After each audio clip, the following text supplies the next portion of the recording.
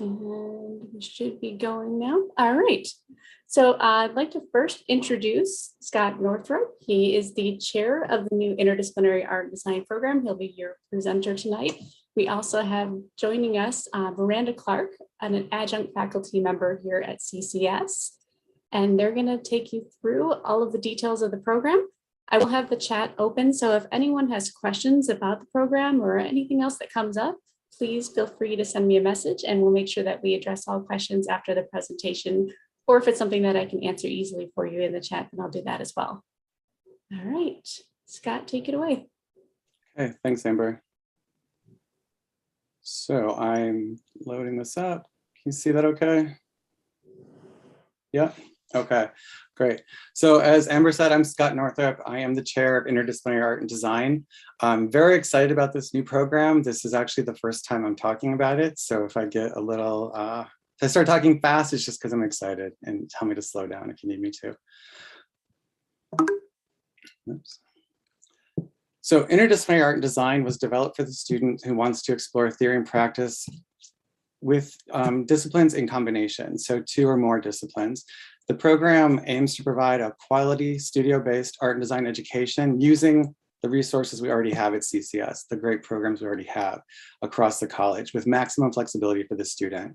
We're aiming to provide foundational skills, historical perspective, and critical thinking abilities across disciplines, strategic mentoring aimed at individual student goals, skills, and needs. So that's going to mean a lot of one-on-one time with students.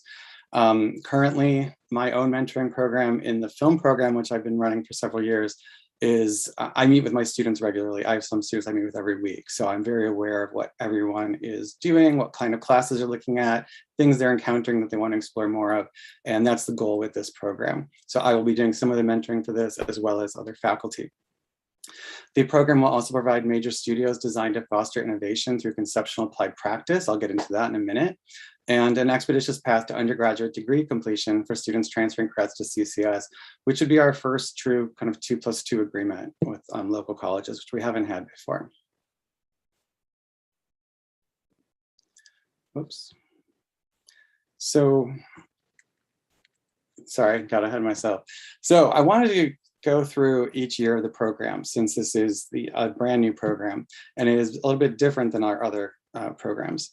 The first year, students coming in will have an option to choose from 3 different pathways of foundations. So if they're interested more in industrial design disciplines, so related, like concept design and game design as well, they would follow pod 1. If they're interested in filmmaking, photography, advertising, communication design, interiors, they would go with pod 2. And for art practice, crafts, and in fashion, they would go with pod 3. And each of these pods has foundational courses in art and design, theory and practice. They're just aimed slightly differently to better accommodate those students and set them up for their first year studios. They'll also take a Comp 1 class in the first semester, and the courses in red that you'll see, and there are 6 of them, are the interdisciplinary art and design major courses. So the first semester is an interdisciplinary strategies course. That will be a studio class, but it will also include case studies of artists and designers that kind of cross disciplines in their careers, as well as projects that introduce social practice and problem solving. There will be individual and group projects in this class. Second semester, they'll finish their foundations, they'll take Comp 2 and their first major studio outside of interdisciplinary. So that means an area where they're interested in. They'll meet with myself or their faculty mentor and make a plan of work for the coming year. And so that class will be in a 100 level studio in any of the design disciplines or art disciplines at CCS that are already there. Second year is a year of complete exploration. So you'll see there's no red class in the second year. So now they'll take additional first 100 level studio electives. They'll take 200s in the winter. There's a general education elective each semester, business practices, art history courses, and 2 open electives, 1 each semester. Those open electives could be studios or lectures. So recently I've worked with some students who want to do a bit more lecture and research. So there's that option for them to do a little bit more of that if they'd like. They would then update their plan of work before the 3rd year, before registration begins in the winter of the following year. And we would make sure that they're on track for that. And they're taking a path where their classes are really starting to add up to something. But now they're looking at 100 and 200s in a few different majors. So they're building on that first 100 they took, and they're starting to look in another area as well. So they might be looking at communication design and photography and product design, or maybe they're looking at film and art practice and advertising. So it could be really broad. It could be 2 disciplines, as I was saying, or multiple. Third year, they're still going to have some studio electives, 200 and 300 across the college. So they'll build on the 100s and 200s they already took. They'll have a general education elective, natural science, an art history or visual culture elective, and 2, again, open electives that could be lectures or studio courses. In the fall semester, they'll take a class called Art as Narrative that's going to look at storytelling and communication across disciplines. So they'll be encouraged to develop voice, develop new ways of communicating. And this is taking from language, from cultural communication, from social practice a bit, wayfinding. So taking things from art and design disciplines and starting to apply that toward their own language using the disciplines in combination that they've been studying. The second semester with Artist Propaganda, they'll get more into social practice and also a participatory design project. I recently did a project with Design Corps this past summer with students from advertising, photography, film, and communication design. And we worked with community groups and developed projects, and we documented them as well as worked with designers on those projects, which is really exciting. So that kind of worked as a kind of a testing ground for this kind of thought, and it worked really well, and students were super motivated by this, and it affected their other studies this year. There's also, excuse me, a class called Interdisciplinary Research and Portfolio. This class is kind of 2-pronged. So one is beginning research toward potential thesis projects for the senior year. So they'll be looking into obviously the materials they're working with, creating new research methods, and starting to think what might be their passion projects moving forward. The other part of that is portfolio and professional development. So we're going to have students in these courses, in these major courses, that have been taking classes around the college, and they're coming together in these classes to start to combine individually what they're doing, and then also as a group collaboratively using these tools and resources. So they're going to start to look at professionally where they might want to head and what kind of jobs are out there for them, and how to prepare the right portfolio, resume, website, everything they need for their personal branding moving forward. So this will be passion project development and also portfolio and business development, business practices. In the 4th year, they're going to take 2 semesters of interdisciplinary interdisciplinary thesis. These courses allow the student to direct their own course of study and pitch projects. Some might be collaborative, some might be independent. They will work on these thesis projects throughout the year. This will culminate in a publication. Publication might take various forms. It could be a traditional publication, paper, hard copy. It could be a digital publication, an app. There's many ways that a publication could be defined by the student depending on the type of work they've been doing. They'll continue with 200, 300, and 400 level studio electives. They'll have 3 more general education electives, and they'll finish up their art history or visual culture electives at this point. There's also room within the 4-year plan to complete 2 15-credit minors if the student was so ambitious. And looking at the liberal arts minors as an example, since we have minors across the college in the studio disciplines, but in liberal arts, we do offer minors in art history, art therapy, creative entrepreneurship, creative writing, critical theory, sustainability and social responsibility, and visual culture. And we feel that these will really bolster the studio experience. And I think it'd be really important, especially looking at creative entrepreneurship and sustainability and social responsibility. As Amber and I were working on researching this program and developing it, those were 2 we really had an eye on, because I think they'll really offer great support for the studio practice. The students in this program will also have access to all of our resources and facilities on campus. I put a range here. I don't think this is everything we offer, but everything from 24-hour computer labs, animation studios, audiovisual checkout where they can get cameras, audio recorders, lights, camera rigs, etc. campus library, there's editing suites, career development office, ceramics, glass, metal, and wood shops through crafts, dark rooms and digital print labs and photography, exhibition spaces, fitness room and wellness center, imaging center and reso lab where they can get additional printing done, more mass produced if needed, or large format. There's also a makerspace being fabricated on campus, printmaking studios, production studios, and stages for shooting video productions, and stop motion as well. Community engagement and involvement. So obviously this will be our first cohort coming in this year. So we don't have projects already to rely on. The school itself does have many projects that have been done over the years across the disciplines. But students in interdisciplinary art and design will have opportunities for community engagement through social practice and inclusive design, as I was mentioning. We will collaborate with local organizations such as Design Corps and other community groups on research development and the implementation of these projects in the community, which will also support experiential learning and professional development initiatives. I think this is really important to be a socially engaged and responsible artist and designer at this point. Should have been all along, but definitely now we're aware, right? Potential careers. This is really a broad list, and this is not even everything. But the idea here is that our students will be prepared for a broad range of skilled careers in traditional, new, and emerging fields that will employ their specialized skill sets, including, but not limited to this list. So there's everything on here from an account executive to curator, sketch artist, toy designer, multimedia artist, art therapist, performer, and performance artist. It's a very broad list. Myself, over the years, I've been with the college since 2006. And I've worked with students primarily in film and photography and art practice. I myself am a fine art major. But I found that my students who have found a lot of success outside of school are the ones that did explore other areas. In my own classes, pre-existing courses, I do glass making workshop in my experimental film class. So starting to bring in these different disciplines and see how they can work together. And we explore the properties of glass, make our own lenses, screens, and filters, and then use those in our practice to create new pieces from that. So use them to film with, use them for temporal video installations and other interactive work. So that's kind of the thought that goes into this, but that thinking is what's really been helpful for my alumni out in the world.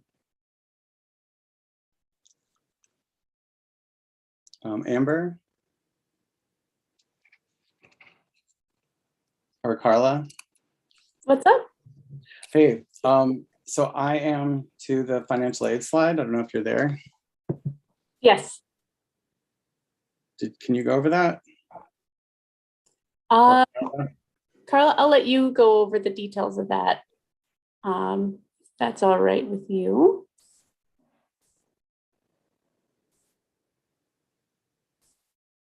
Is Carla there or Eric? Sorry, this isn't usually the part I talk about. Carla, your mic's off. Hi, I was trying to unmute going, hey, help me. Sorry about that.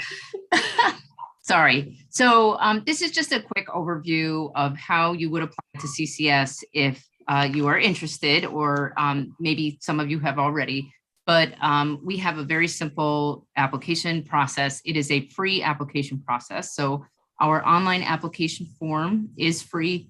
You fill that form out. We do need transcripts, whether you're in high school or college. We will need your most recent transcripts for our analysis or review of your cumulative GPA. And then, of course, we do need to see your artwork. So we do require a portfolio of between 8 and 12 pieces of art. For this major, we can review artwork from any media, any material. So if you make films and want to submit, a reel of film, fantastic. If you would like to submit drawings or photography, really it is up to you. Digital design, digital drawing, whatever it is that you make, we'd love to see it, and we'll review that with your application.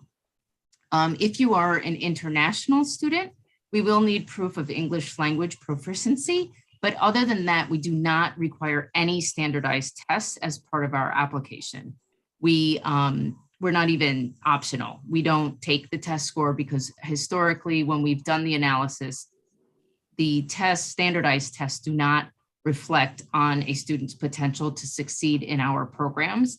They are not hand in hand. So we don't even request the test score. So we have a few application deadlines. You'll see them in the lower left corner here. So if you are a junior or a high school student who isn't quite ready to apply, keep in mind that next year we do encourage you to apply by December 1st, which is our early action deadline to be considered for our highest scholarships. But we do have a February 1st priority deadline. And we do actually have rolling admission after February 1st, as long as there is space available in the program you are applying to. So we are currently still taking applications for fall 22. So if you're interested, I encourage you to apply as soon as you're interested. And it's fine to submit transcripts that have coursework that is in progress. So you don't need to have a final transcript with all final grades reported before you apply. We recognize that you may be in the process of finishing your coursework. So we will review your transcript as it is in its current state. Also, financial aid and scholarships. We do have scholarships for both incoming freshmen and transfer students. And I'm happy to report that the number you see on the screen is a little low. So our average merit scholarship, including grants and merit monies that were awarded for students beginning in fall 2021 is actually $22,000 per year for the time you are at CCS. So they are very generous scholarships. And as I said, they are available for both freshmen and transfer students. And I think that's primarily it for the application. I do want to encourage anybody who has an interest to learn more or to visit our campus. If you haven't been to CCS before, to come and visit us. We have on-campus events happening, open house coming up in April. I believe there is space for that is right around the middle of the month. So I would encourage you to consider joining us for that. Aside from that, we are offering a lot of virtual opportunities like this one, highlights of all of our programs through the major insight events happening all through the month of February. And then we also have lots of other opportunities. If you go to our website, collegeforcreativestudies.edu/visit, you can select undergraduate events and find everything we have to offer there. So yeah, I'm happy to answer any questions about that application process if you'd like. Or if there's any program questions as well.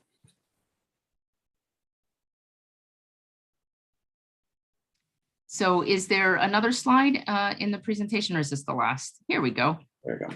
One of the things I did want to mention is that we do have on the event here, Eric Castor. He's been generously posting a couple of links and information in the chat. Eric works with our transfer applicants, specifically looking at transfer credit and doing the analysis of any college level credit coming in. And so he's a great resource, and you can see the other contact information here on the slide. For chair of the program, Scott Northrup, I'm Carla Gonzalez, director of undergrad admissions, and then Amber Thomas is associate director for transfer and academic partnerships, who's working with our institutional partners to support transfer students in their pathways to CCS in this program and others.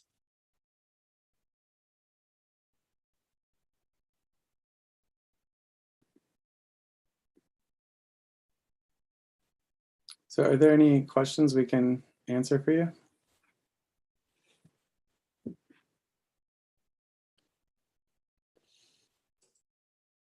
All right, we do have one here. So for transfer students, can you review the Studio courses students pick from when they're transferring over?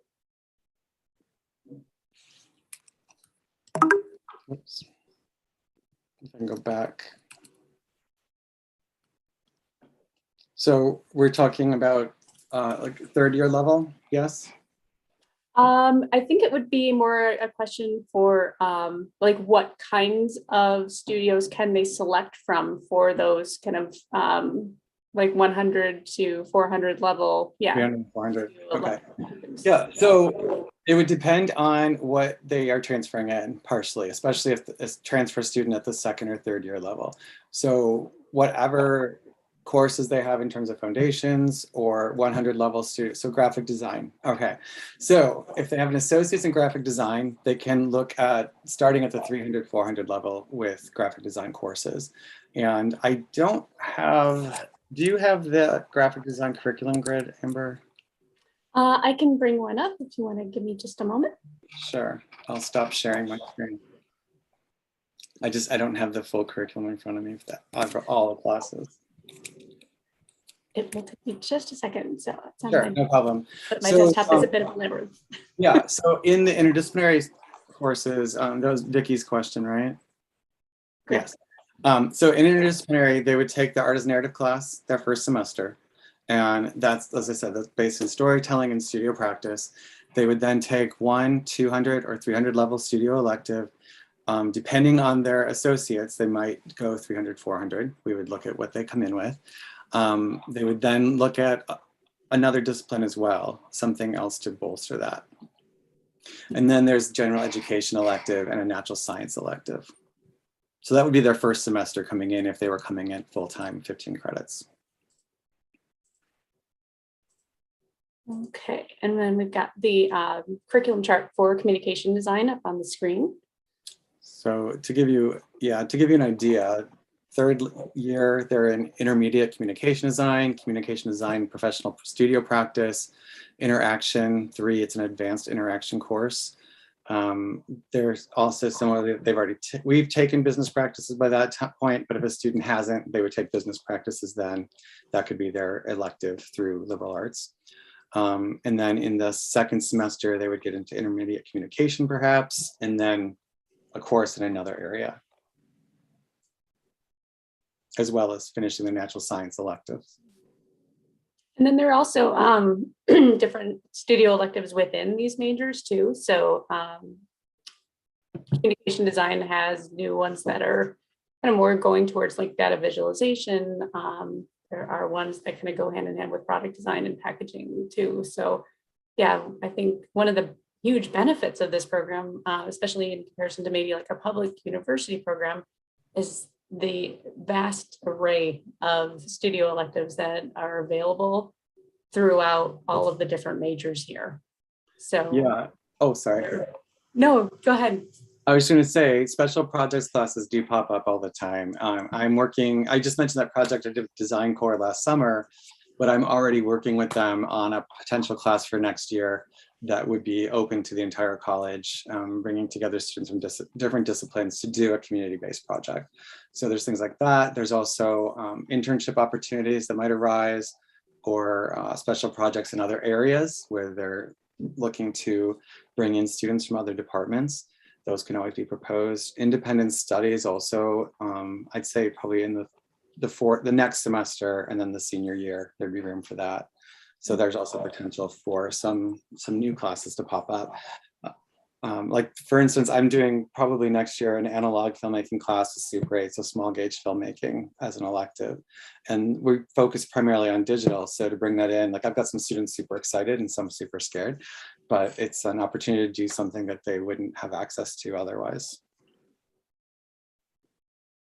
So, sorry, I'm trying to follow in the chat here too. Okay. A little bit more on this discussion. So Carla noted that students that are coming in, say maybe with an associates in graphic design, or maybe if they're coming in with an associates in fine art, studio art, just because they started in one area doesn't mean that they would have to continue on at CCS in the same area. So if you had a student that maybe pursued graphic design at the community college level, they could come in and take all art practice classes or all film classes. So I think that's kind of like the beauty of the program too.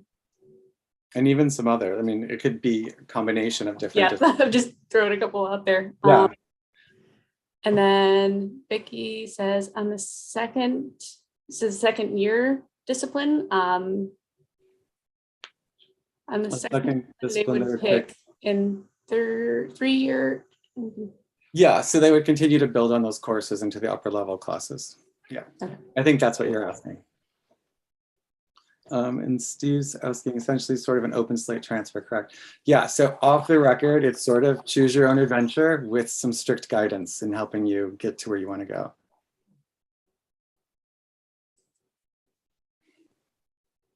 And if it's helpful too, Can we unmute people? Might be easier just to talk. yeah.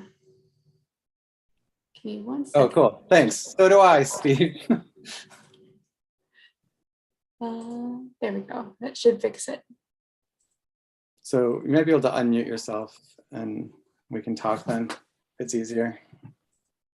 There you go. Yeah, I think this is Steve. This is something I expressed when I met with Amber a couple of years ago, right before COVID hit us all, that that when you, the idea, and this is from my dean and the way he describes my academic dean at Henry Ford College, his background is in music and specifically, I think, choral music from the 17th century or 18th century. And he said, it's like by the time I got to my PhD, it's like I know more and more about less and less. Mm-hmm. And I'm a big believer, I'm from a public school background, both undergrad and grad, that it's like the opportunities that gave me provided me with the ability to, to do what I'm doing now, which is both make art and teach. And not only, and I'm not an adjunct, I'm full-time at Henry Ford. I have taught a variety of classes because of my background. And, the more I hear, talks, things from employers and stuff and watch the news, they want people that have more than just one focus in their life. For sure. Sorry, I didn't mean to cut you off. Go ahead. Yeah, so no, that's why I think this is an awesome opportunity. And I'm so glad that CCS is looking at it this way. Yeah, me too. I've actually, I mean, Amber could tell you, I've been working on this program for probably a decade now and trying to get some version of this through. And it's so exciting to be able to finally do this because like I was saying, my most successful alumni are the ones who did kind of pull things from different disciplines and study in other areas. And that's amazing. What does GPA need to be in the chat there, Amber? So for admissions purposes, cumulative GPA, you would need to have a 2.5. We will on occasion admit students as low as a 2.0 if they have an exceptional portfolio. But that is 2.5 is really what you're shooting for, and it does factor into your scholarship. So if that's something that's important to you, make sure that you're in communication with your would-be admissions counselor or coach as well.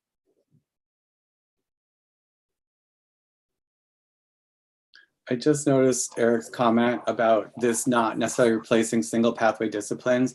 And I think that goes back to Vicky's question. So if someone did want to continue with graphic design, they could definitely do that. They could definitely study communication design the whole way through.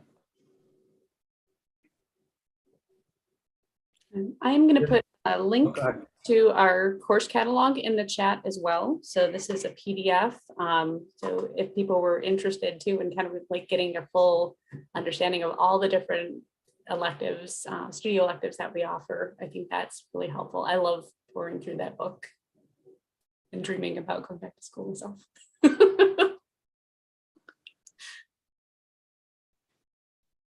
Grace, did that answer your question or did you have something more in depth you needed to know about GPA?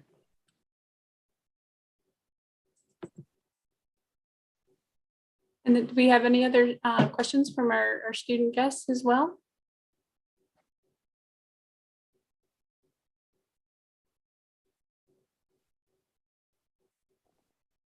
I wanted to add when Carla was talking about campus visits and tours and virtual events and things, I'm also happy to meet with anyone if you do come to campus to sit down and go over the program, answer any questions.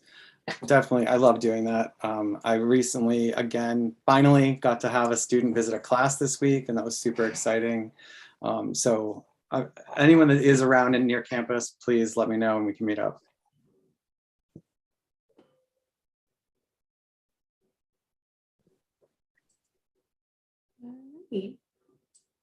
Well, if anybody does have any questions that they think of later on, feel free to reach out to admissions.